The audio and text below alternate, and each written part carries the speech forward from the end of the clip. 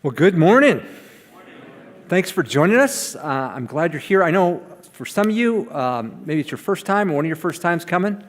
I'm glad you're willing to take that step, and sometimes I know it's hard to come into a new place, so we appreciate you doing that. This morning we are having a baptism service, so if you're a person getting baptized, I encourage you to head on out, and we're going to hold you under longer than you can stand it.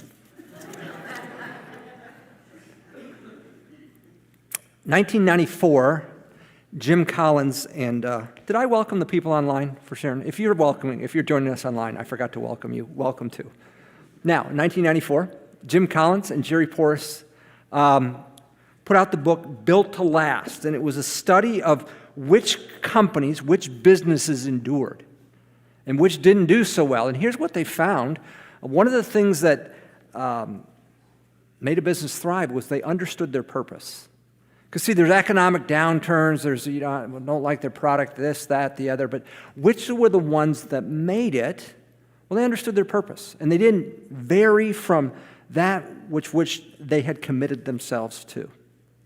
Well, I want to suggest to you there's a principle there for you and for me.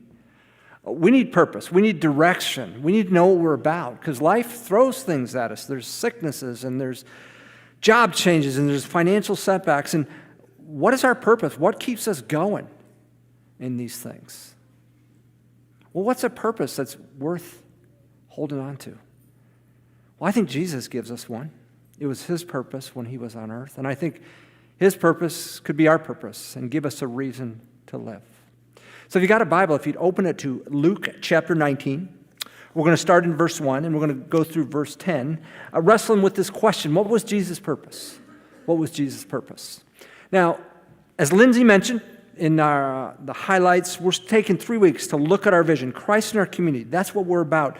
That's who we are. And I'm going to ask you to consider being a part of this with your heart, with yourself, and I'll develop that more, and I'll develop that more over the next couple of weeks.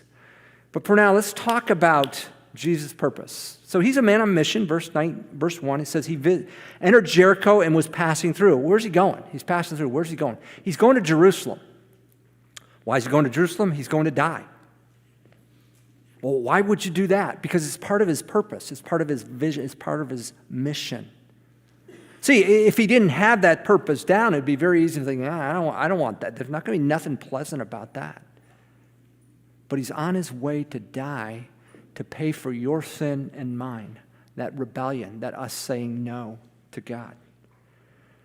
Now, I'm sure he wants to get through and get there and get it over with and be done, but he draws a crowd wherever he goes. People have been hearing about Jesus. He's been turning water into wine. He's been healing the sick.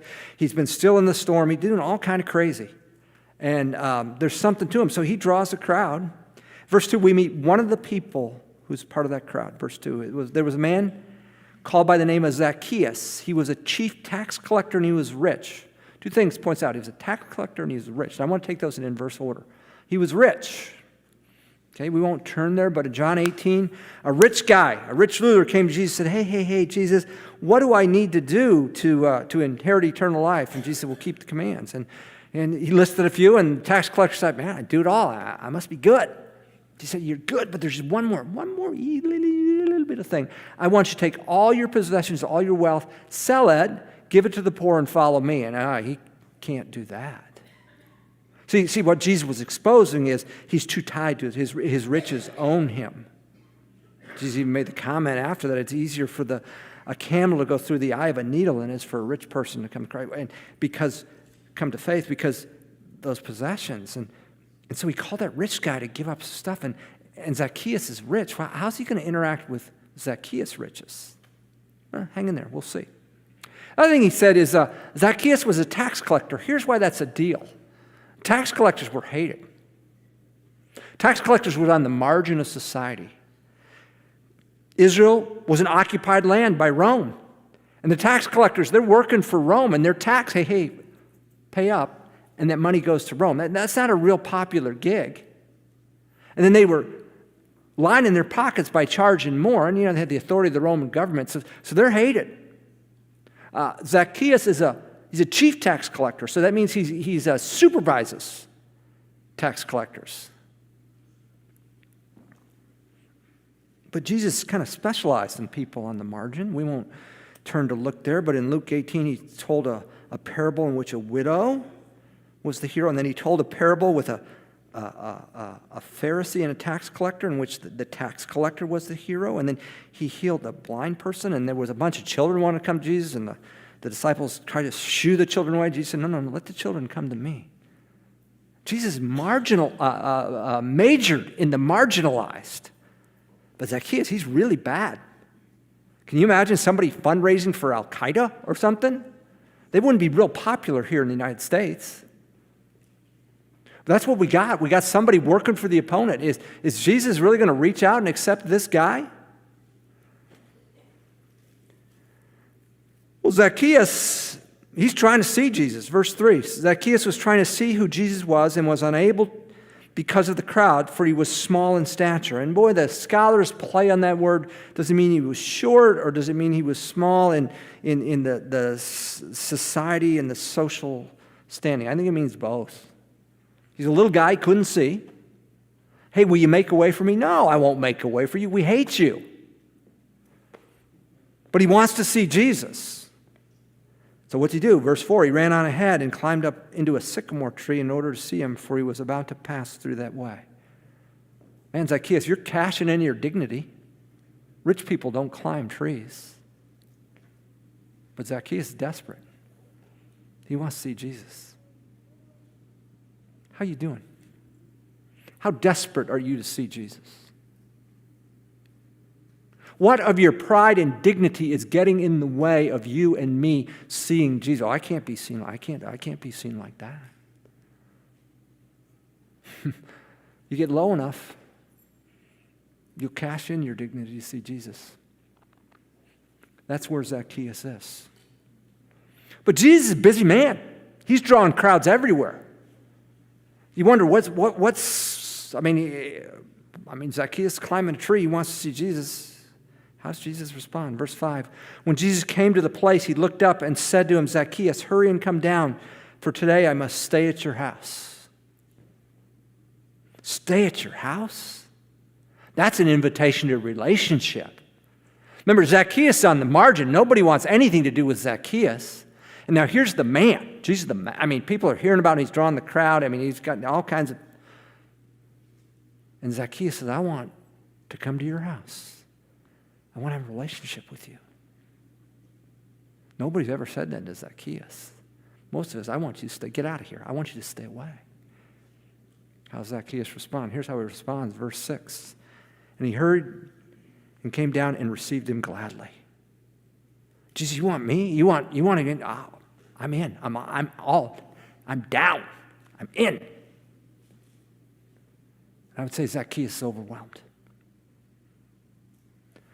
I swam in high school. When I was a freshman, coach swam me up on varsity for 3 or 4 meets, but I worked out with the varsity team.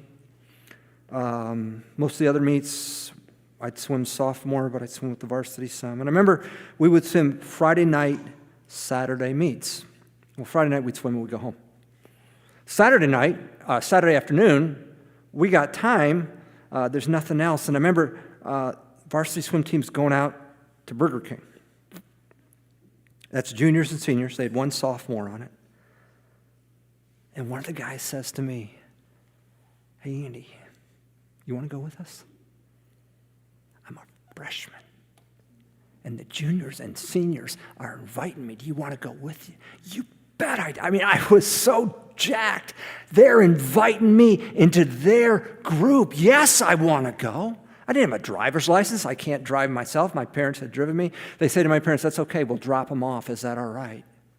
Yeah, it's all right. Can you imagine that? If you've been there, you got invited by some people you didn't think you were worthy to be in. I was the only freshman in the group. 1 sophomore, and they're all juniors and seniors. We'll take that and multiply it times infinity. That's what Zacchaeus is feeling right now. Nobody has nothing to do with Zacchaeus. And now the man, the one drawing crowd, says, man, I want to spend time with you. Isn't that great? Someone's been left on the margins, being collected in.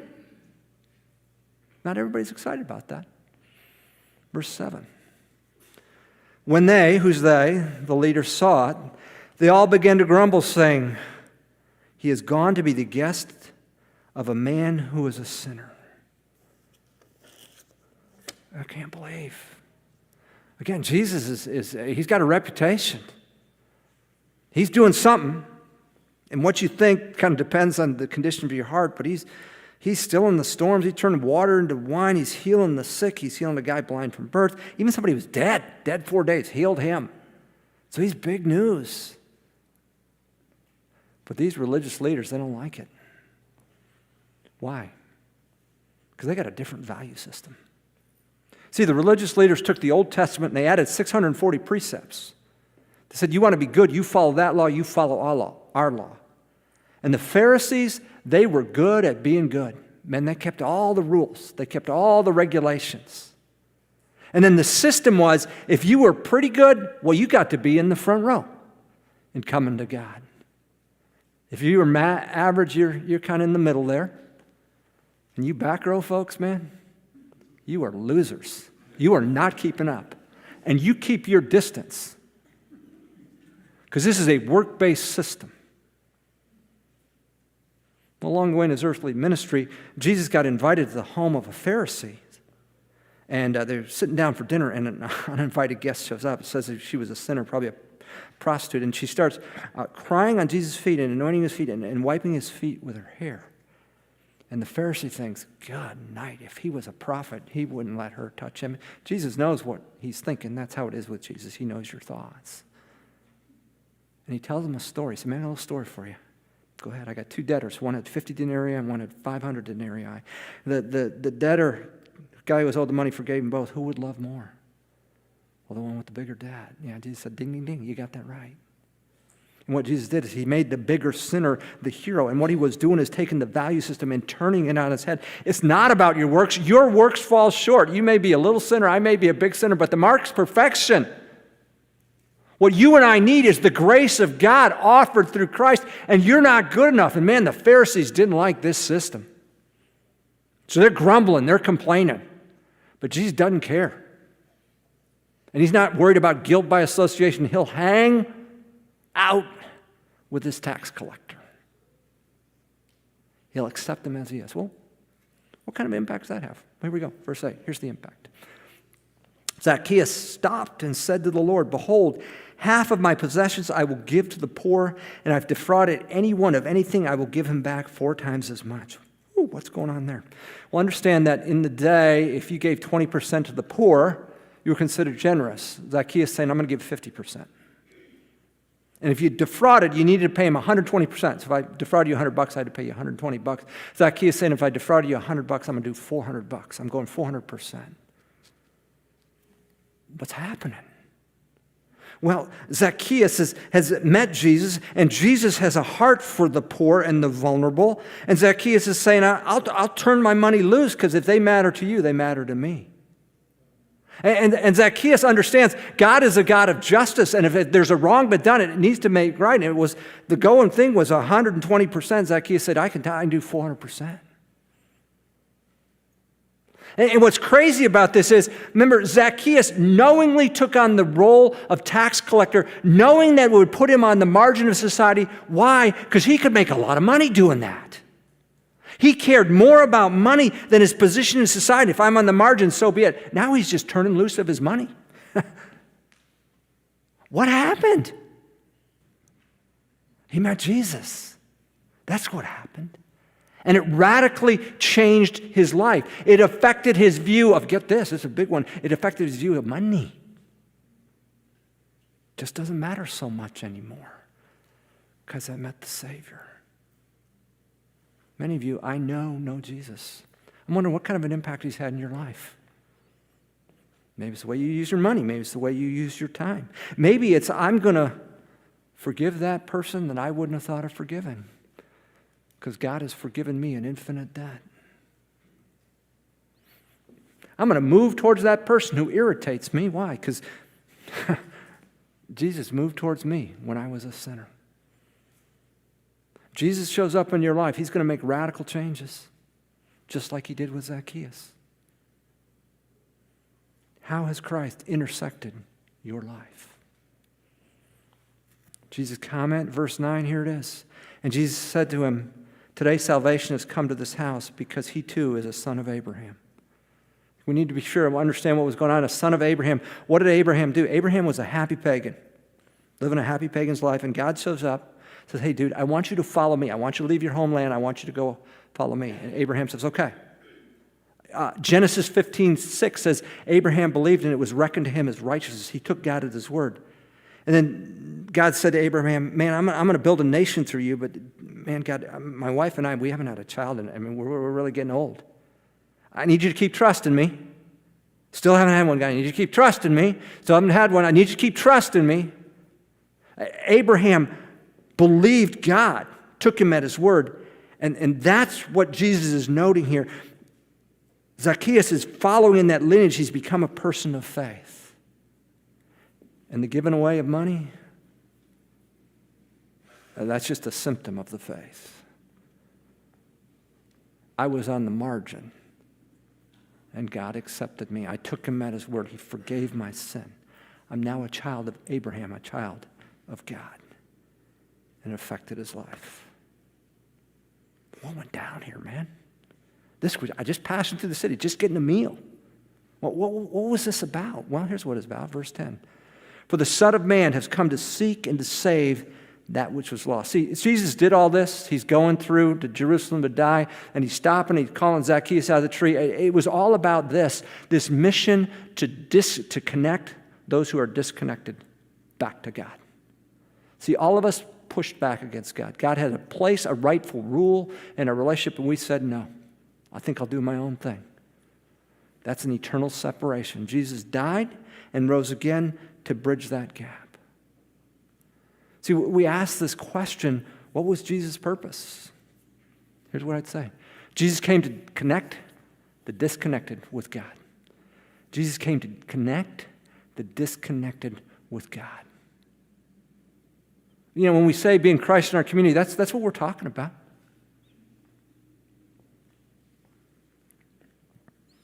+20 years ago, this church was launched, or the idea began, at Lincoln Berean, for this same reason.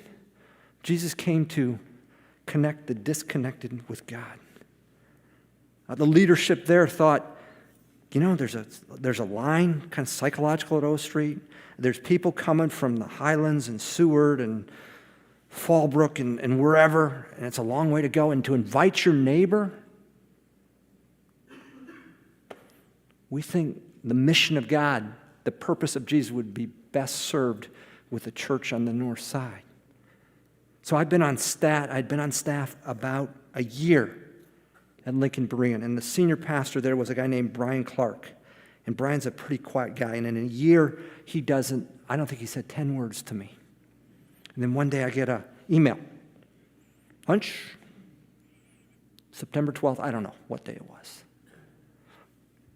People, when you get an email from the boss, and again, I was the 15th pastor on staff, that church is in the thousands. When you get an email from the boss saying lunch, September 12th, you know what you say? I'd love to. Yes, I couldn't think of anything better to do on that day but to have lunch. But I said to my wife, I don't think I did anything wrong. Should I be getting my resume ready? So I asked my boss, what's this about? Oh, he wants to talk to you about the church plant, he says. Well, that would have been nice to put in your email, Brian. I've told him that over the years. That would have been nice to know. Oh, I'm sorry, Andrew, he says. Yeah, okay. So he lays out. He said, Andy, starting in January of 2004, and we didn't launch till 2005, I will put you up once a month to give you credibility, and you can recruit anybody you want. And I said, Brian, let me just clarify. You're talking I can recruit anyone. And he said, yes, and I've told all our ministry leaders they need to be ready to turn loose of people. And some of you got recruited and you've been sucked in and you've been here for the last 20 years, haven't you? Yeah, you have. I think the reason he picked me is I know no scruples. I talk to everybody about coming to this church. They sent out their best. Why? Because they thought the mission of Jesus mattered. They thought it mattered reaching people. Over the next couple of 3 weeks, I want to ask you to consider being a part of that vision. And over the next 2 weeks, not this week, the next 2 weeks, I'm going to ask you to consider investing your two most precious resources, your money and your time. And we'll lay that out over the next 2 sermons. But today, before we get to that, I want to ask you to invest you in reaching people. I want to ask you to be on mission, wherever you're doing, whatever you're doing, to be involved in connecting people, disconnected people back to God. And so with that in mind, we've put out this card on your seat. I ask you to take it with you and consider a way to be involved. It's called the North Pointe Neighborhood Challenge. Would you start by praying for your neighbors? And you can apply this principle at your workplace.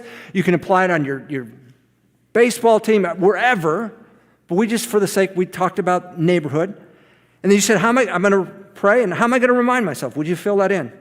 There's a QR code there. It'll take you to an app, give you an idea, if you want to do that, of things you can do. What can you pray for? Well, you can pray for their well-being and health, their marriages, their kids, their financial provision, their salvation. Other side talks about the next step. Introduce yourself when you see them on the walk. Hey, I'm here. I live in this house. Ask them some questions. I got one son back in the sound booth, one who was here first service, and they would tell you, if anything my wife and I want to do with our kids was give them the ability to learn to ask questions. People love to talk about themselves. You don't have to drop a gospel bomb on them. Just get to know them. How long you lived here? Why'd you live here? What do you do? What do you do?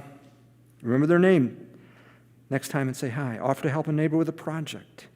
Invite them for dinner. And then you get to know them better. Build credibility. Invite them to church. Share your story. And again, it's part of a relationship-building process is what we're doing, but with a purpose. We want to see disconnected people connected back to God. If you've heard me speak before, you know I play pickleball regularly, and there's a community there in and of itself. In this particular court over at Sang Park, there's a place you enter, and I usually get there 7:30 thing. I'll get there about 7:10, so I'm involved in the first couple games, and so we're on these 2 courts playing. But every time there's a point, breaking the point, I'm watching. Somebody comes through, I'm calling them by name. Hey, Lauren. Hey, Sarah. Man, glad you're here.